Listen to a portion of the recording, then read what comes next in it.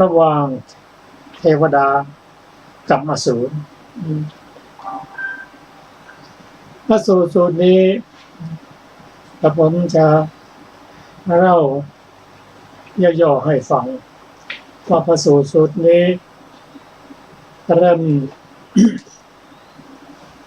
เราจะเริ่มที่ท้าวสักกะเทวราชท้าวสักกะเทวราชนั้นตอนแรกก็เป็นมนุษย์ชื่อว่ามาฆมนกเขาได้บำเพ็ญตนเป็นประโยชน์แก่สังคม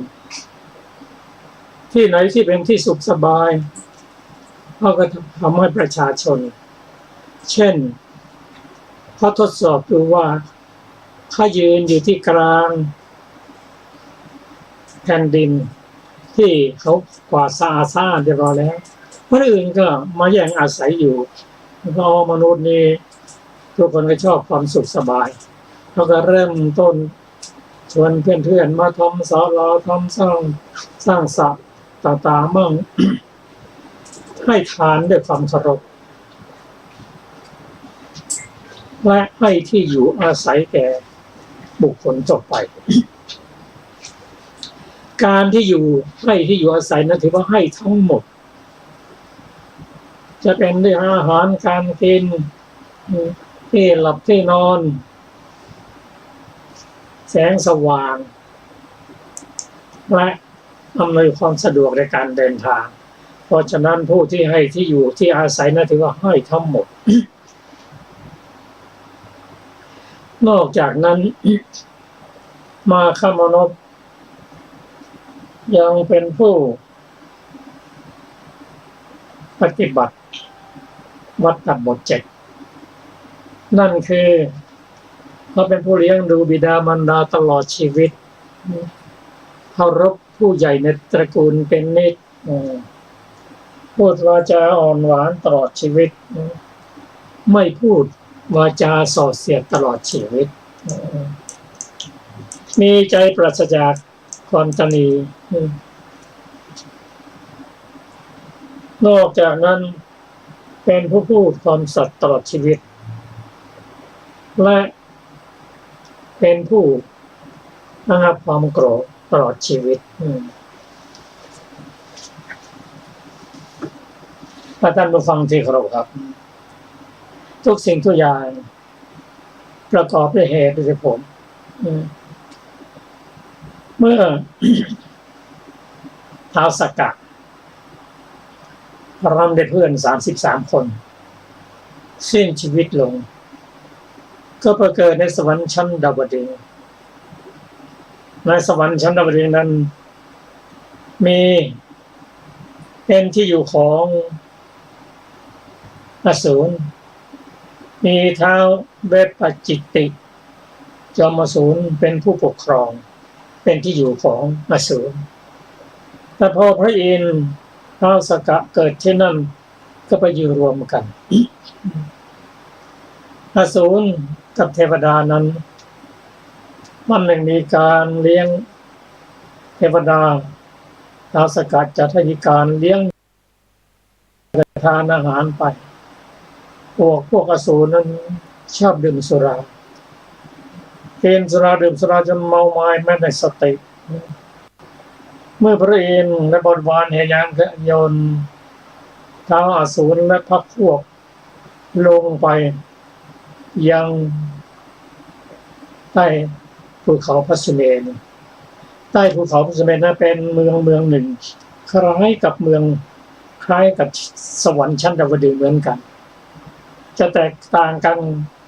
ก็คือดอกไม้เท่านั้นเองดอกไม้บนสวรรค์นั้นเป็นดอกไม้ทองหลางส่วนสวรรค์ชั้นล่างของภูเขาสุเมรุนั้นมีต้นไม้เรียกว่าไม้แคฝอยแตกต่างกันอย่างนั้นก็เมื่อท้าวอสูรพร้อมทั้งบริวารถูกโยนลง สวรรค์ชั้นใต้พระสุเมรุเมาไม้มานอนมันก็จะฟื้นมาได้แต่เห็นเราก็ยังอยู่ในสวรรค์ชั้นดาวดึงส์อยู่เพราะเหมือนกันอยู่นานพระนันไปเห็นดอกไม้ประจำเมืองชื่อวันจะเป็นปริชัดที่ทองกานะกลับเป็นต้นแคฝอยโอ้พวกเราถูกลวงแล้วเนี่ยพวกเทวดาพระเองเอาพวกเรามาอยู่ที่นี่ไม่ได้เราจะต้องแก้แค้นชิงเมืองให้ได้สงครามก็เริ่มแต่วันนั้นเป็นต้นไป การรบระหว่างเทวดาและอสูรนั้นเป็นการรบที่ไม่เหมือนการรบของโลกไม่มีการฆ่ากันตายไม่มีการบาดเจ็บใครชนะแล้วก็ไล่ตามไปถ้าชนะแล้วก็พวกแพ้ก็ปิดประตูเมืองพวกชนะก็เข้าเมืองไม่ได้ก็กลับถิ่นของตนสวรรค์ของตนสงครามระหว่างเทวดาและอสูรนั้นเริ่มตั้งแต่บัดนั้นเป็นต้นไปตั้งแต่ต้นกับมาถึงสมัยพระพุทธเจ้าก็ยังมีการรบกันอยู่เปลี่ยนการแพ้เปลี่ยนการชนะแม้ปัจจุบันนี้ก็ยังมีการรบกันอยู่ระหว่างเทวดาและอสูรในการรบครั้งนั้นเทวดาชนะอสูรเมื่อชนะแล้วท้าวสักกะกล่าวว่าเมื่อใดกองทัพเทวดาชนะแล้วให้จับเท้าเวปปจิตติหัวหน้าของอสูรมาและผูกด้วยคอเป็นที่5ได้มาแล้วก็มาไว้ที่ธรรมศาลาก็เป็นอย่างนี้ผูกด้วยคอไปที่5นั่นก็คือผูกด้วยการมคุณอันได้แก่รูปรสกลิ่นเสียงสัมผัสและทุกวันในโลกเรานี่ก็เหมือนกันผูกกันด้วยคอไปที่5นั่นแหละด้วยรูปหรือเสียงกลิ่นรสโผฏฐัพพะนั่นเองแต่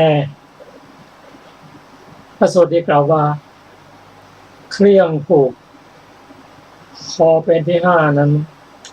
คือกรรมคุณ5นั้นหยาบละเอียดต่างกัน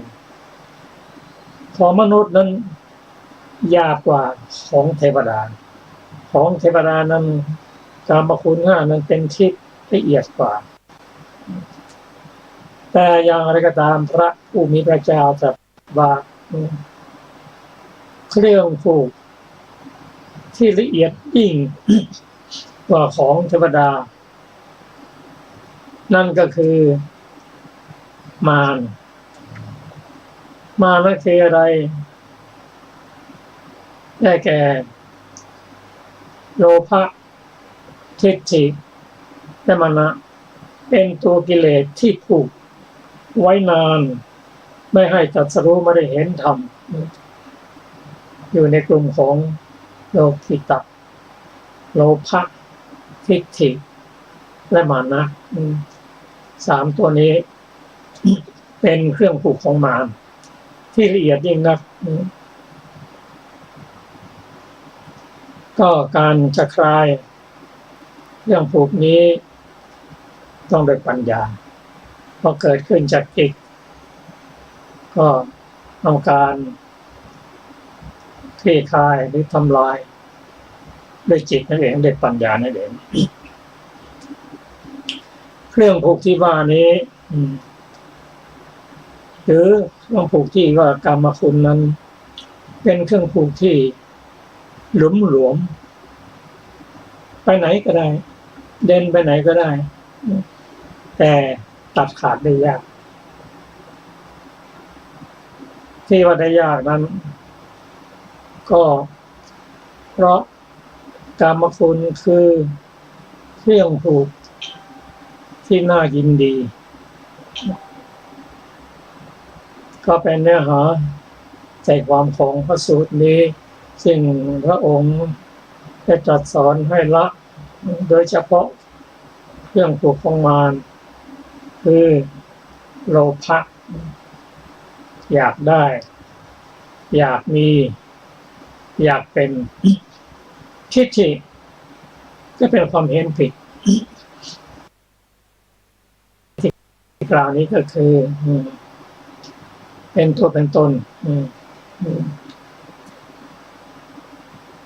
เราเป็นนั่นเป็นตัวตนของเรา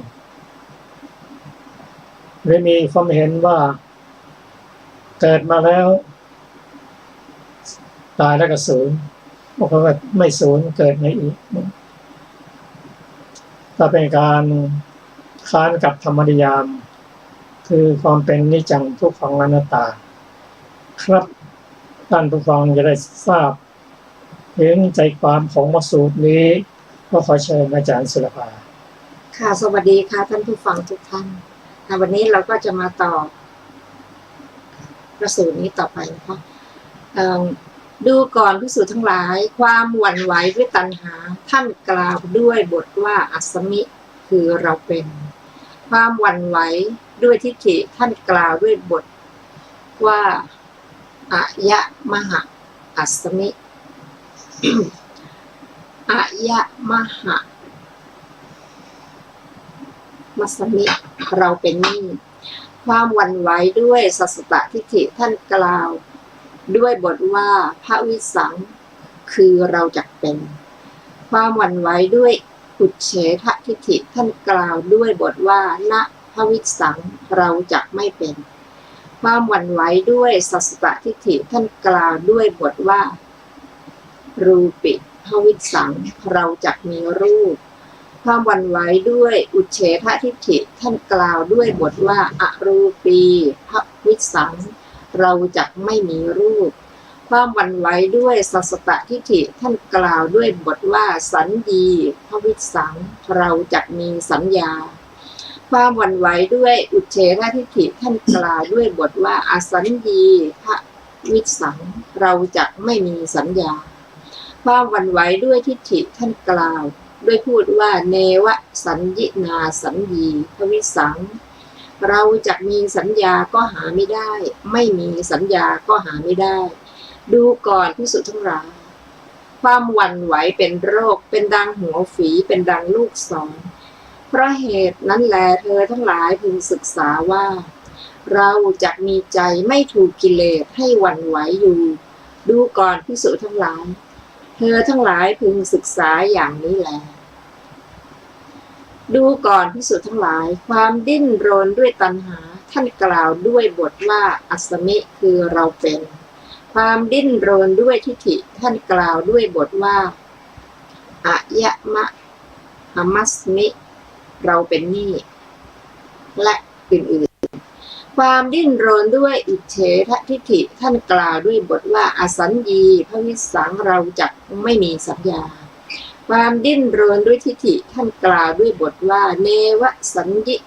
นาสัญญีพระวิสังเราจักมีสัญญาก็หาไม่ได้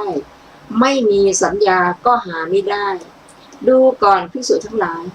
ความดิ้นรนเป็นโรคเป็นดังหัวฝีเป็นดังลูกศรเพราะเหตุนั้นแลเธอทั้งหลายพึงศึกษาว่าเราจักมีใจไม่ถูกกิเลสให้ดิ้นรนอยู่ดูก่อนภิกษุทั้งหลายเธอทั้งหลายพึงศึกษาอย่างนี้แหละดูก่อนภิกษุทั้งหลายความเนิ่นช้าด้วยตัณหาท่านกล่าวด้วยบทว่าอัสสมิเราเป็นความเนิ่นช้าด้วยทิฏฐิท่านกล่าวด้วยบทว่าอายะมหะมัสสมิ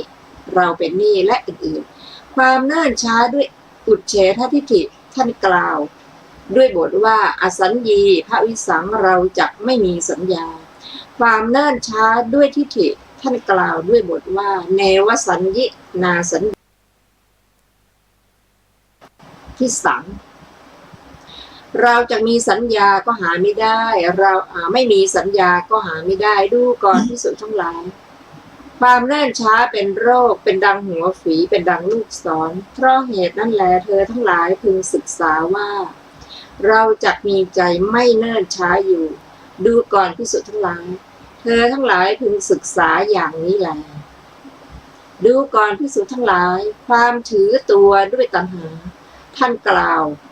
ด้วยบทว่าอัสสมิเราเป็นความถือตัวด้วยทิฏฐิท่านกล่าวด้วยบทว่าหยะมหามัสสมิเราเป็นนี้ความถือตัวด้วยสังสตทิฏฐิท่านกล่าวด้วยบทว่าภวิสังเราจักเป็นความถือตัวด้วยอุเฉททิฏฐิท่านกล่าวด้วยบทว่าณภวิสังเราจักไม่เป็นความถือตัวด้วยสัสสตทิฏฐิท่านกล่าวด้วยบทว่ารูปีภวิสังเราจักมีรูปความถือตัวด้วยอุเฉททิฏฐิท่านกล่าวด้วยบุคคลว่าอรูปีภวิสังเราจักไม่มีรูปความถือตัวด้วยสัพพะทิฏฐิท่านกล่าวด้วยบทว่าสัญญีภวิสังเราจักมีสัญญาความถือตัวด้วยอุเฉททิฏฐิท่านกล่าวด้วยบทว่าอสัญญีภวิสังเราจักไม่มีสัญญาความถือตัวด้วยทิฏฐิท่านกล่าวด้วยบทว่าเนวสัญญิ นาสัญญีภวิสังเราจักมีสัญญาก็หาไม่ได้ไม่มีสัญญาก็หาไม่ได้ดูก่อนภิกษุทั้งหลายความถือตัวเป็นโรคเป็นดังหัวฝีเป็นดังลูกศรเพราะเหตุนั้นแล เธอทั้งหลายจึงศึกษาอย่างนี้ว่าเราจักมีใจกำจัดมานะออกได้อยู่ดูก่อนภิกษุทั้งหลายเธอทั้งหลายพึงศึกษาอย่างนี้แลนะจบเทวาสุรสังฆามสูตรที่12ครับ ก็ขอเรียนให้ทราบถึงตัวกิเลสที่พระองค์ตรัสว่าทำให้เนิ่นช้าปุถุชนตรงกล่าวว่ามีความเนิ่นช้าเป็นที่มายินดีในความเนิ่นช้าความเนิ่นช้านี่ก็คือโลภะทิฏฐิและมานะโลภะนั่นก็คืออยากได้อยากมีอยากเป็นอันนี้ก็เป็นตัวสมุทัยเป็นตัวตัณหาส่วนทิฏฐินั้นมีความเห็นผิดก็เป็นตัวทำให้ไปบัติเป็นไปด้วยความเนิ่นช้าตามความเห็นผิดที่รุนแรงโดยปกติ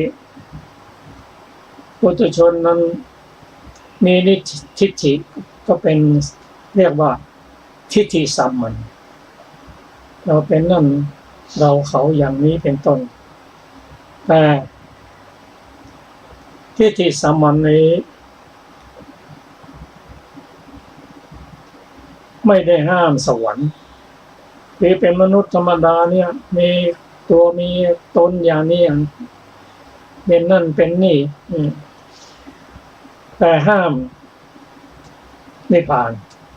ห้ามความเป็นอริยบุคคลเริ่มต้นนะเพราะฉะนั้นพระโสดาบันนั้นจะต้องละกิเลสตัวนี้คือละสักยัตทิฏฐิละตัวละตนอันนั้นเป็นตัวตนนั้นเป็นไม่สามารถที่จะลอดเข้าไปหาความเป็นอริยบุคคลได้ต้องละตัวละตนเสียก่อนเรียกว่าละสักยัตทิฏฐิปฏิบัติศีลครบไม่ปฏิบัติศีลครบละความลังเลสงสัยอันนี้ก็เป็นการละทิฏฐิเบื้องต้นแต่ทิฏฐิที่ลึกลงไปนั้นเช่นตายแล้วเกิดก็มีตายแล้วสูญก็มีพวกนี้โอกาสที่จะทำบุญทำทานนะมันก็ได้มีไม่ทำมันเนี่ยทำมันก็ไร้ประโยชน์ไม่ได้ประโยชน์อะไรทำแต่บาปตกนรกบ้างเป็นมนุษย์ชั้นเลวบ้างอยู่นั่นเองแต่บางพวกที่ลึกๆกันนั้นเช่นทำดีไม่ได้ดี ทำชั่วได้ดี หรือ จะได้ดีก็เป็นอย่างนั้นเองลึกอย่างนี้ โอกาสที่จะได้เป็นระยะบุคคลนั้นไม่ใช่ฐานะมันลึกเกินไปดิ่งเกินไปทำดีไม่ได้ดีทำชั่วได้ดีเองมันก็ช่วยเองหรืออยู่นานๆไปมันก็บริสุทธิ์เองสิ่งเหล่านี้พระพุทธเจ้าพระองค์ทรงค้นและคงปฏิบัติได้ทุกอย่าง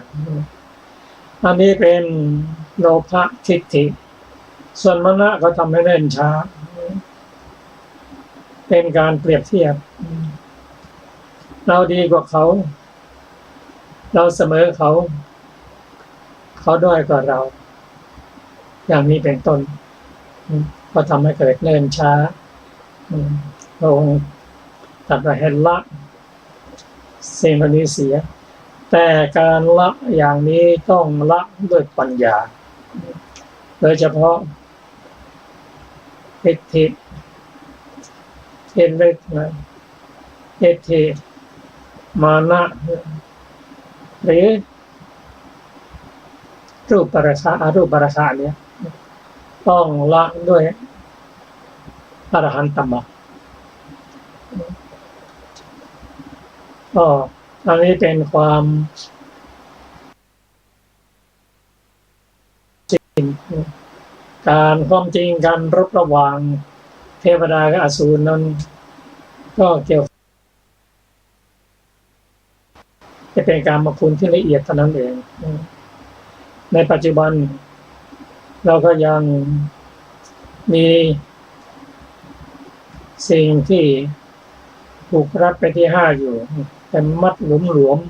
ไปไหนก็ไปได้แต่ทำให้มันเนิ่นช้าวนเวียนอยู่ในโลกนั่นเองก็ท่านผู้ฟังที่เคารพครับพอจะได้ศึกษาพระสูตรต่อไปก็ขอเชิญอาจารย์สลับครับเราจะ ศึกษาอรรถกถานะคะของเทวาสุรสังขารสูตรก่อนนะคะบัดนี้เพื่อจะแสดงกิเลสที่ปรารถนาพบนั้นของสัตว์เหล่านั้นพระผู้มีพระภาคเจ้าจึงตรัสว่าพุตตะปุพังภิกขเวดังนี้เป็นต้นบทว่าตัตระโยคะเทวสภายังเป็นสัตว์มีวิภัตแปลว่าไหนเทวสภานั้นอธิบายว่าใกล้ประตูเทวสภาชื่อว่าสุธรรมาด้วยบทว่าธรรมิกาโขเทวานี้ท้าวเวปจิตติผู้เป็นอสุราธิบดีกล่าวหมายเอาความเหล่านี้ผู้ทรงธรรมชื่อจับอสุราธิบดีผู้เช่นเราด้วยเครื่องจองจำมีคอเป็นที่5แล้วแต่ไม่ทำแม้เพียงการทำลายเราด้วยบทว่าอธรรมิกาเทวาท้าวเวปจิตติกล่าวหมายเอาด้วยเทพเหล่านี้ผู้ไม่ทรงธรรมซึ่งจับอสุราธิบดีผู้เช่นเราแล้วจองจำด้วยเครื่องจองจำมีคอเป็นที่5แล้วให้นอนเหมือนผูกหมูไว้กับพูดใหม่ฉะนั้นบทว่าเอวัง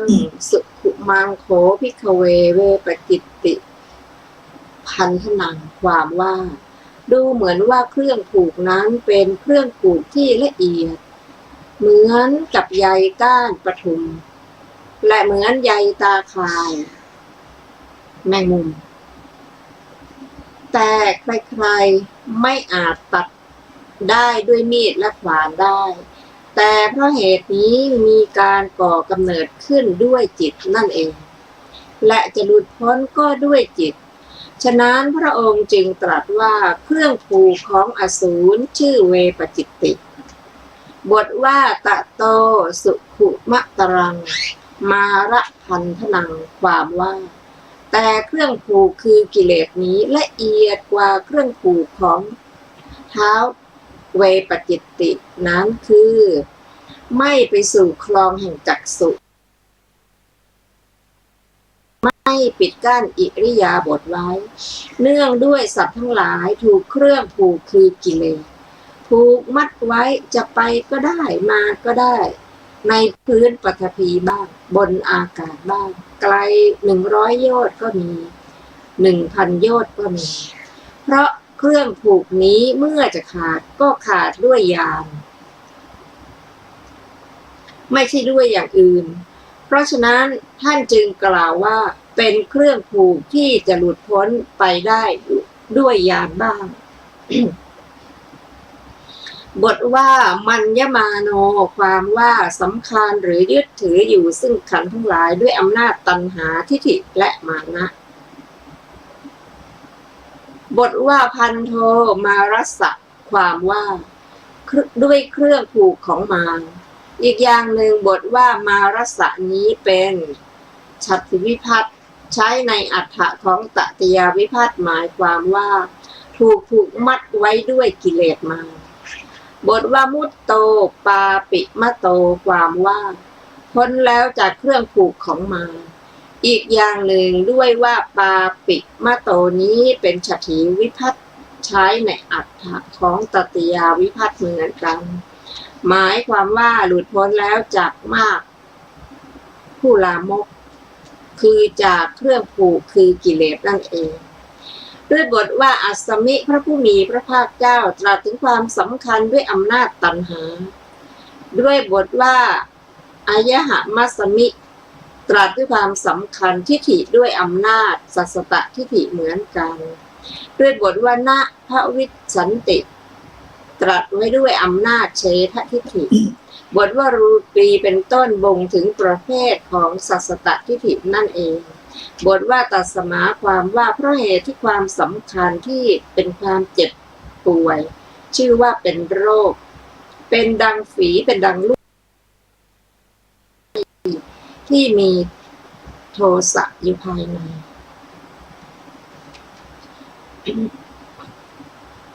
คำว่าอินชิตังเป็นต้นพระผู้มีพระภาคเจ้าตรัสไว้เพื่อทรงแสดงถึงอาการของตัณหาและสัสสตทิฏฐิอุเฉททิฏฐิเหล่านั้นเพราะสัตว์ทั้งหลายหวั่นไหวดิ้นรนชักช้าและถึงอาการประมาทแล้วด้วยกิเลสเหล่านี้แต่ในมานัคคตวาระมีอธิบายว่าการไปของมานะชื่อว่ามานัคคตได้แก่เป็นไปด้วยมานะมานัคคตก็คือมานะนั่นเองเหมือนคำว่าภูทะคตะมุตตะคตะก็เท่ากับภูทะมุตตะบรรดาบทเหล่านั้นบทว่าอัสสมะนี้พระผู้มีพระภาคเจ้าตรัสไว้ด้วยอำนาจมานะที่สัมปยุทธ์ด้วยตัณหาหมายถึงมานะประกอบกับตัณหาบทว่าอะหัมัสสมิตรัสไว้ด้วยอำนาจทิฏฐิทรงหมายถึงทิฏฐิอย่างเดียวถ้าจะมีคำถามว่ามานะชื่อว่าสัมปยุทธ์ด้วยทิฏฐิไม่ใช่หรือตอบว่ามีแต่เพราะยังละมานะไม่ได้ขึ้นชื่อว่าทิฏฐิจึงยังมีอยู่คำนี้พระผู้มีพระภาคเจ้าตรัสหมายเอาทิฏฐิที่มีมานะเป็นมูลคำที่เหลือในบททั้งหลายทั้งปวงง่ายทั้งนั้นแหละจบอรรถกถาเทวาสุรสังขามสูตรที่12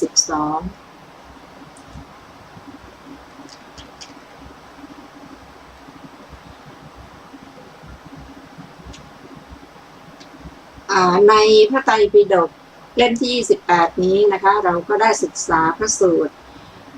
รวมทั้งหมดด้วยกัน12พระสูตรนะคะต่อไปเราก็จะ ศึกษาในพระไตรปิฎกเล่มใหม่กันต่อไปนะคะจะเป็นเล่มที่29นะคะ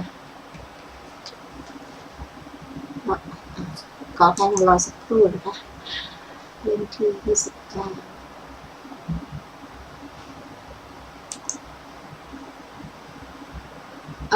ในเล่มที่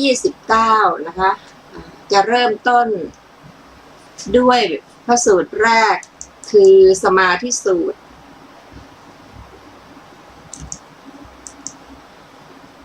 ว่าด้วยผู้มีจิตตั้งมั่นรู้เหตุเกิดและดับแห่งเวทสุดทั้งหลายเวทนาสามเหล่านี้เวทนาสามเป็นไฉนคือสุขเวทนาทุกขเวทนาอทุกขมะสุขเวทนาดูก่อนภิกษุทั้งหลายเวทนาสามเหล่านี้แลสาวกของพระพุทธเจ้ามีจิตมั่นคงดีแล้วมีสัมปชัญญะมีสติย่อมรู้ชัดซึ่งเวทนาและเหตุเกิดแห่งเวทนานั้นอันหนึ่งเวทนาเหล่านี้จะดับไปในที่ใดย่อมรู้ชัดซึ่งที่นั้นคือนิพพานและทางดำเนินไปให้ถึงความสิ้นไปแห่งเวทนาเหล่านั้นเพราะสิ้นเวทนาภิกษุเป็นผู้หมดความหิวปรินิพพานแล้วจบสมาธิสูตรต่อไปเป็นอัตถกถาของสมาธิสูตรนะคะพึงทราบวินิจฉัยในสมาธิสูตรที่หนึ่งแห่งสหคาถาวรรคในเวทนาสังยุตดังต่อไปนี้บทว่าสมาหิตโตความว่ามีจิตตั้งมั่นด้วยอุปจาระหรือด้วยอัปปนาบทว่าเวทนาจะประชานาติความว่าสาวกของพระพุทธเจ้าย่อมรู้ชัดเวทนาด้วยสามารถแห่งทุกขสัจบทว่าเวทนานันจะสัมภวังความว่าย่อมรู้ชัดเหตุเกิดแห่งเวทนาเหล่านั้นแหละด้วยสามารถแห่งสมุทัยสัจจะบทว่า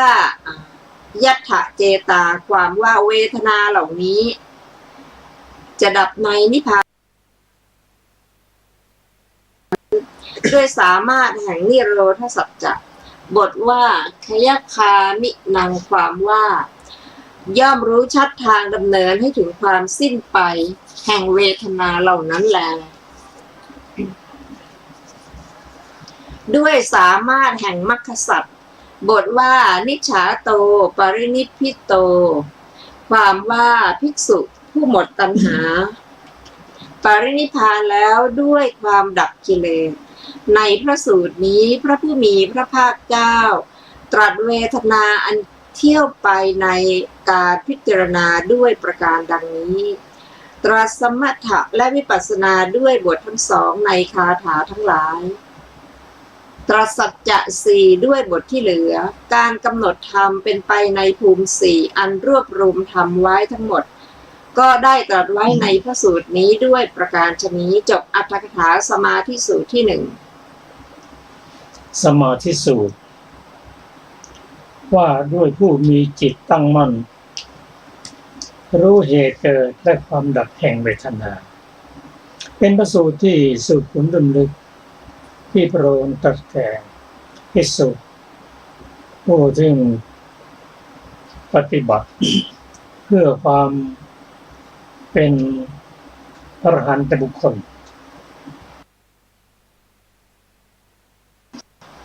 ภิกษุ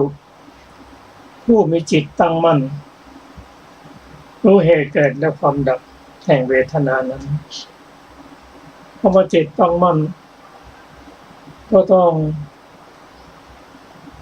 จิตตั้งมั่นเป็นฐานแห่งปัญญา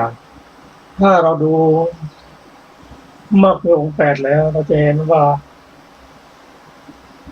มรรคองค์แปดนั้นมีสมาธิเป็นฐานที่สำคัญของปัญญาเพราะสมาธินั้นเป็นเหตุเกิดเป็นเหตุใกล้ของปัญญาในมรรคองค์แปดนั้นปัญญานั้นประกอบด้วยสัมมาทิฏฐิสัมมาสังกัปปะสัมมาวาจาสัมมากัมมันตะสัมมาอาชีวะนี่ก็เป็นศีลส่วน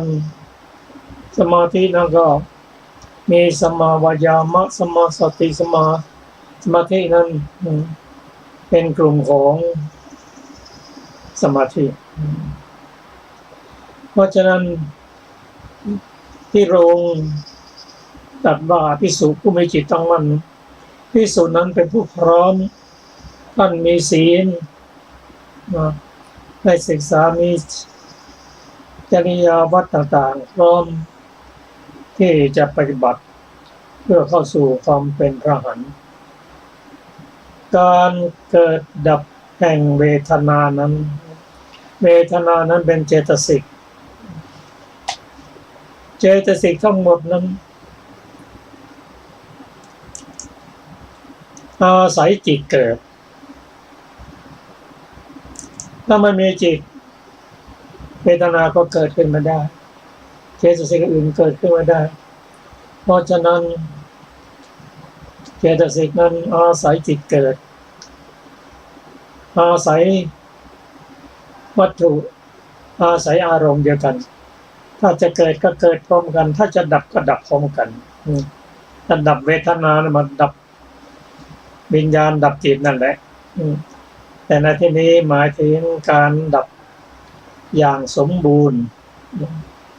ไม่ต้องกลับมาอีกแล้วเรามาศึกษาเพียงให้รู้ว่าด้านปริยัตินั้นเป็นอย่างไรมั่งเวทนาเป็นเจตสิกที่มี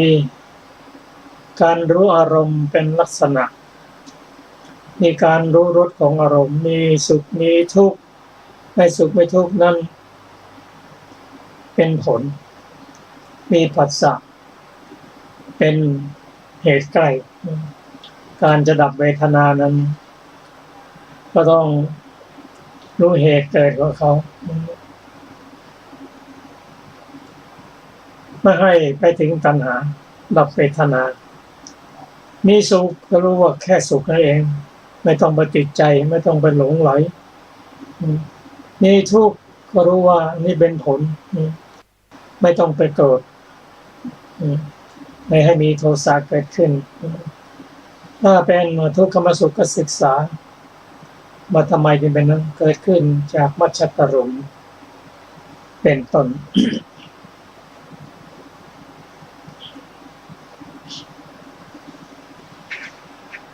ก็พระสูตรนี้กล่าวว่า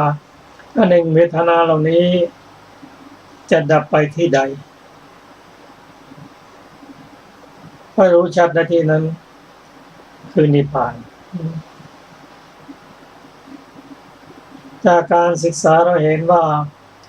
ตรงกับว่าถ้าบุคคลจะดับสิ้นเวทนาต้องรู้ยิ่งถึงเวทนานั่นคือลักษณะพิเศษสี่ที่ผมเรียนให้ทราบนั้นนะรู้ถึงความเกิดเวทนาจะเกิดได้อย่างไรจะดับได้อย่างไรก็ไล่ไปว่าเวทนานั้นได้แก่สุขทุกข์หรือไม่ถูกประสุขนั้นจะดับได้ก็ดับที่เหตุของเขาเวทนามีอะไรเป็นเหตุผัสสะมีอะไรเป็นเหตุมีสลายตนะสลายตนะมีอะไรเป็นเหตุมีนามรูปเป็นเหตุนามรูปมีอะไรเป็นเหตุเป็นปัจจัยวิญญาณมีอะไรเป็นปัจจัยสังขารมีอะไรเป็นปัจจัยก็อวิชชาเป็นต้นอันหนึ่งเวทนานั้นเป็นผลเรียกว่าเป็นปัจจุบันผลอันเกิดจากอดีตเหตุเรามีสุขมีทุกข์ไม่สุขไม่ทุกข์นั้นเป็นผลของชาติก่อนถ้าจะดับเวทนานั่นก็คือในด้านปฏิบัติแล้วพอเวทนา ปรากฏขึ้นเป็นอารมณ์ที่น่ายินดีพอใจดับตรงนั้นเองไม่ต้องไปสานต่อถ้าทุกขเวทนามาปรากฏในชีวิตประจำวันของเราเราตากระทบในสิ่งที่ไม่น่าพอใจหูกระทบกับเสียงที่ด่าไม่ชอบใจกลิ่นรสปัจจุบันธรรมและโผฏฐัพพะเป็นต้นและธรรมารมณ์ก็ไม่โกรธไม่เคือง ศึกษาอย่างนี้เป็นการดับเวทนาแต่การจะทำดับอย่างนี้ต้องศึกษาคำสอนของพระพุทธเจ้ารู้เหตุรู้ผลรู้คุณรู้โทษรู้ทางสอดออกเพราะอะไรเพราะว่าเวลา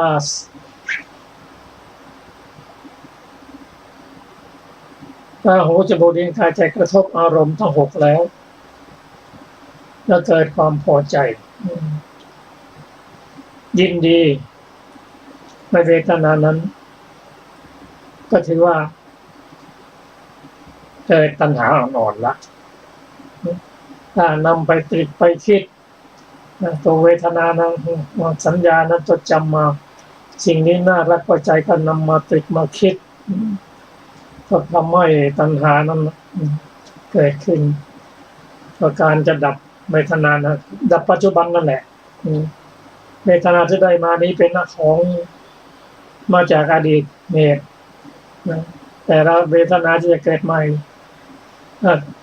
เวทนาที่เกิดที่ปรากฏในปัจจุบันนี้ถ้าไม่ให้เกิดตัณหาก็ต้องดับเวทนา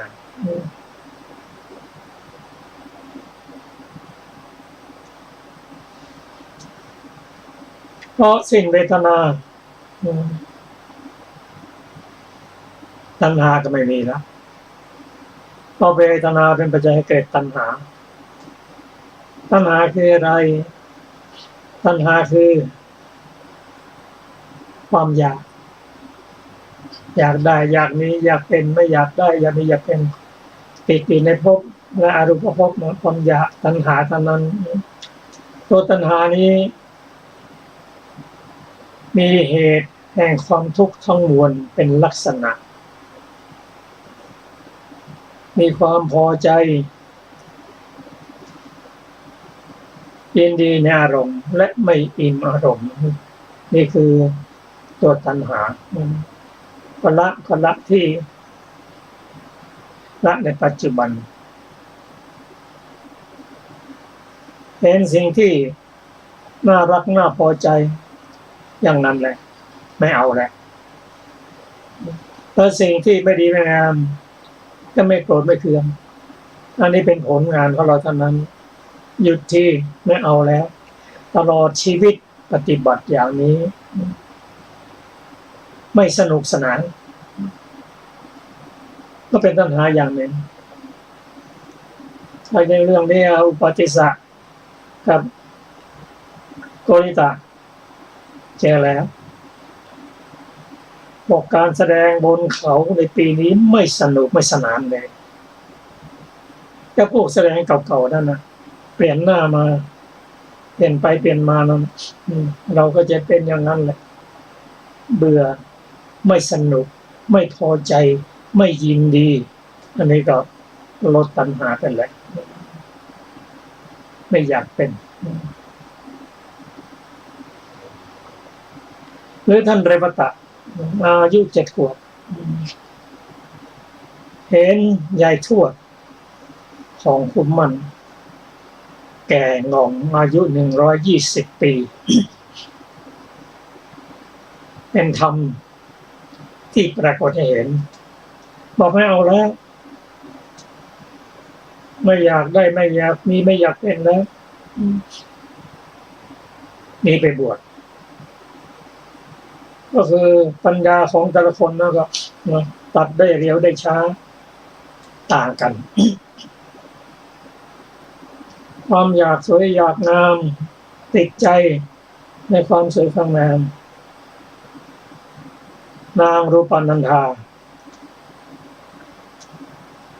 กล่าวว่าเราเนี่ยสวยที่สุดไม่มีใครเท่า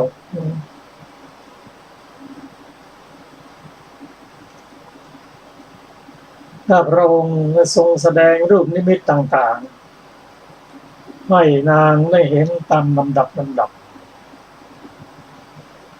ตอนแรกก็เป็นรูปที่งามรูปครั้งแรกนั้นหญิงคนแรกนั้นงามต่อไปก็ความงามก็ลดลงมีการเจ็บไข้ได้ป่วยและสิ้นชีวิตไปน่าสังเวชใจนะตรงแต่ว่าอรูปนันธาแม้เธอก็จะเป็นอย่างนั้นเป็นลดความอยากไปลดตัณหาไปตัดความสวยความงามติดใจในรูปนั้นออกไปนั่นเป็นสิ่งที่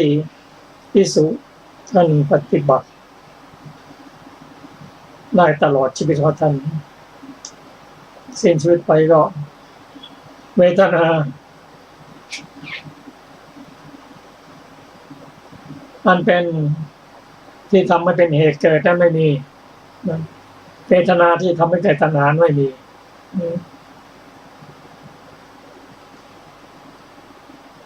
หรือโทสะอันเกิดนั้นก็ไม่ให้มีขึ้นท่านอยู่ไปโดยไม่มีโลภะไม่มีโทสะไม่มีโมหะก็ไม่มีโลภะไม่มีโทสะไม่มีโมหะก็สิ้นชีวิตไปก็นิพพานเป็นพระอรหันต์บุคคลละพระอรหันต์บุคคลนั้นท่านไม่มีโลภะโทสะโมหะท่านอยู่ไปเพื่อรอนิพพานนั่นเองท่านพูดท่านทำท่านคิดไม่ประกอบด้วยโลภะไม่ประกอบด้วยความยินดีนะท่านเห็นอารมณ์เห็นรูปได้ยินเสียงได้กลิ่นรสแต่ไม่ติดใจอยู่ที่ไหนเสด็จไปที่ไหนไปที่ไหนพระอรหันต์นั้นท่านก็อำนวยความสะดวกพระบุญของท่านนั่งสบายแล้วก็ไม่ติดสบายท่านนั่งสบายท่านทำอะไรก็อย่างนั้นแหละตอนนางวิสาขาได้ทูลถามพระผู้มีพระเจ้าว่าพระพุทธเจ้าข้าพระองค์ไปเรียนถามภิกษุหลายรูปที่ไปพระองค์เสด็จไปเยี่ยมท่านเลปตะนั้นบางรูปก็บอกว่าโอ้ไม่น่าอยู่เลยบางรูปก็บอกโอ้อย่างกับสวรรค์จะเอาเวลาที่ไหนมาสร้างเนี่ยความจริงก็ท่านระมิดขึ้นแล้วท่านเป็นไงพระองค์เป็นไงบ้างมีสาขาพระอรหันต์ท่านอยู่ไหนก็เสมอกันความสบายไม่สบายท่านไม่ติดใจทุกข์ก็ไม่ติดสุขก็ไม่ติดท่านดูอย่างนั้นถ้าจะนำมาพิจารณาก็เห็นเริ่มต้นตรงนี้เริ่มต้นในการมีศีลเพราะผู้มีศีลดีแล้วสมาธิจึงจะตั้งมั่นได้เร็วได้อยู่ได้นานพอสมาธิดีสมาธิเป็นเหตุใกล้ของปัญญาและแก้ปัญหาอะไรได้ปฏิบัติอย่างนี้สูงขึ้นไปจากเมื่อมีสมาธิดีแล้วเราจะทำอะไรก็ปลอดโปร่งแล้วธรรมะของพระองค์พิสูจน์ได้ปฏิบัติได้เวลาจะทำงานอะไรที่คิดไม่ออกนั้นบุคคลบางคนทั้งนั่งสมาธิระดับหนึ่งนะก็จะมีสิ่งที่ มั่นใจว่า ตอนนี้ท่านทำงานหนักได้แล้วทำงานได้หนักทำงานที่ปัญหาแก้ปัญหาได้แล้วมีในระดับแก้ปัญหาแล้วปัญญามันจะบอกสมาธิมันจะบอกเองว่าทำงานได้แล้วเพราะฉะนั้นสมาธินั้นพระองค์จึงตรัสภิกษุว่าภิกษุเธอจงเจริญสมาธิเถิดพอตอนนั้นคนนี้มาปฏิบัติก็จะแก้ปัญหาต่างๆได้เพราะสมาธินั้นเมื่อจิตตั้งมั่นแล้วนิวรณ์ต่างๆก็จะถูกกดถูกข่มเช่นกามฉันทะเกี่ยวกับเรื่องความสูงกามก็กดข่มได้พยาปะทะความโกรธความเคืองนั้นไม่มีแล้ว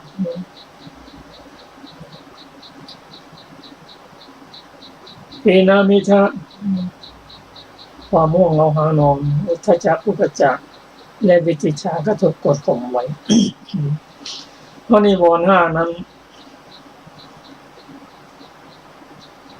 ก็ไป เพราะผู้ที่เจริญสมาธิดีถึงระดับฌานแล้วองค์ฌานก็ได้แค่วิตกวิจารปิติสุขเอกคตาเป็นไปตามลำดับอย่างนั้นไม่มีข้ามขั้น